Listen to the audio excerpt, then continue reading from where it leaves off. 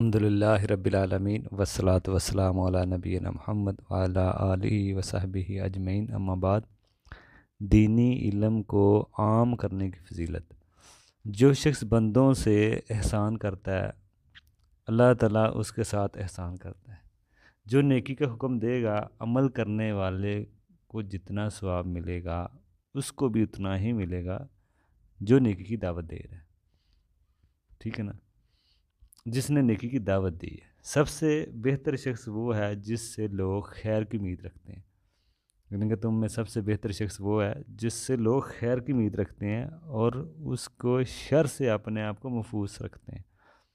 انسان اپنی زندگی گزارے، ہر کوئی، ٹھیک ہے نا، انسان ایسی زندگی گزارے کہ ہر کوئی پڑوسی، رشتہ دار، دوست، احباب اس کے ساتھ خیر کی امید رکھے۔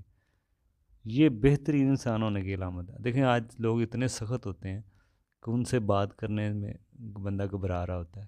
ان سے ہر ٹائم بعض لوگ خوف کھا رہے ہوتے ہیں، یہ کہ ایسا فتنہ نہ کر دے، یہ خرابی نہ کر دے، وہ خرابی نہ کر دے۔ بڑے پریشان ہوتے ہیں بعض لوگ کہیں بندوں سے، لوگوں سے، تو ان کی طرف سے ڈر لگا رہتا ہے۔ ایسا انسان نہیں ہونا چاہیے۔ بہتر انسان تم میں یہ ہے کہ جس کو لوگ خیر کی جس سے امید رکھیں کہ اس سے خیر ہی آنا ہے، شر نہیں آنا، فتنہ فساد نہیں آنا۔ تو بہت سے لوگ فتنہ پرور ہوتے ہیں، وہ فساد ہی پاتے ہیں، فساد ہی ہر زم ڈالتے ہیں۔ اس لیے تو فساد والا کام نہیں کرنا چاہیے اور شر والا کام نہیں کرنا چاہیے۔ اپنے آپ کو ایسا محفوظ رکھیں کہ کوئی آپ سے خوف نہ کھائے، یعنی کہ کسی کو دوست، احباب، پڑوسی، رشتہ دار، سب کو آپ سے خیر کی امید ہو، اچھی امید ہو۔ یہ بہتر انسان کی علامت۔ تو ایسا ہر کوئی اپنے آپ کو ایسا سوچے، کیا وہ اس سے کسی کو خوف تو نہیں ہے؟ کیا کسی نے اگر اس سے بات کرنی ہو تو اس کی رویہ کیسا ہے، اخلاق کیسا ہے؟ یعنی کہ کسی اگر میں نا، مجھ سے کسی کو بات کرنے میں ڈر خوف نہیں ہونا چاہیے۔ میں اپنے آپ کو ایسے بناؤں کوئی آسانی سے مجھ سے بات کر لے، اپنے دل کی بات کر لے۔ اتنا خوف نہ لوگوں میں کے اندر آپ ڈالیں کہ لوگ بات ہی نہ کر سکیں کسی سے، خوف سے۔ تو اس لیے اپنے آپ کو ایسا رکھیں کہ کوئی آسانی سے، آسان طریقے سے آپ سے بات کر سکے، آپ کو اپنی بات سنا سکے، کھل کے بول سکے، اور جب چاہے ضرورت پڑے آپ سے کوئی بات کر لے، اس کے کوئی خطرہ نہ ہو، آپ اسے خیر ہی ہو۔ ایسا انسان کو بننے کی کوشش کرنی چاہیے۔ نبی علیہ السلام نے فرمایا، اللہ میرے اس امتی کو خوش رکھے جو میری حدیث سنے اور آگے پھیلائے۔ اللہ تعالی ہم سب کو ان لوگوں میں شامل کرے جس نے ہدایت کی طرف بلایا۔ نبی علیہ السلام نے ارشاد فرمایا، زبان سے، قلم سے، جیسے بھی جتنے لوگ فائدہ اٹھائیں گے اس کو ثواب بھی ملے گا۔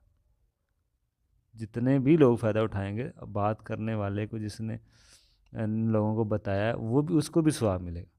اور جس نے گمراہی کی دعوت دی، شرک و بدعات، منکرات کی دعوت دی، جتنے لوگ یہ کام کریں گے تمہاری وجہ سے سب کو گناہ تم کو بھی ملے گا، کیونکہ سبب آپ بنے ہیں۔ آج آپ دیکھیں آپ کے رشتہ داروں میں، گھروں میں، خاندان میں کوئی ایسا کام ہو رہا ہے جس پہ آپ بھی سبب بنے ہیں، شرک بدعت کے کام ہیں، منکرات ہیں، گمراہی کے کام ہیں، آپ خاموش ہیں، آپ اس پہ بات ہی نہیں کرتے، تو آپ کو بھی گناہ مل سکتا ہے، کیونکہ آپ کے پیچھے یہ کام ہوتا رہا ہے، آپ کی موجودگی میں ہوتا رہا، آپ نے منع نہیں کیا، تو آپ بھی سبب بن سکتے ہیں گناہ کے۔ اگر آپ کوئی اپنے پیچھے وارثوں میں، رشتہ داروں میں، دوست احباب میں اچھی چیز چھوڑ کے جائیں گے، وہ آپ کے لیے اجر کی بات ہے۔ اگر بری چیز چھوڑ کے جائیں گے، کوئی برا کام میں تعاون کر کے جائیں گے، تو جب تک پیچھے برا کام ہوتا رہے گا آپ کی ذلت اور رسوائی بڑھتی رہے گی۔ تو اس طرح اچھے کام پیچھے کر کے جائیں، نہ کہ وہ آپ کے لیے عذاب بنے، بلکہ نیکی پھیلا کے جائیں، وہ آپ کے لیے اجر کا باعث بنے۔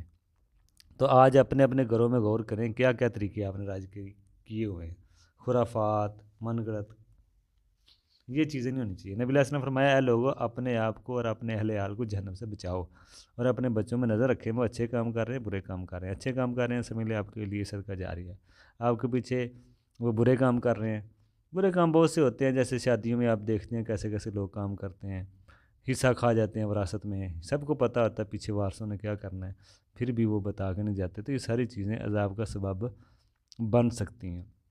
یا اولاد جھگڑیلو ہے، علم نہیں دیا آپ نے، تو وہ بھی پھر فتنے فساد ڈال رہی ہے، تو پھر آپ بھی اس کا سبب بن سکتے ہیں۔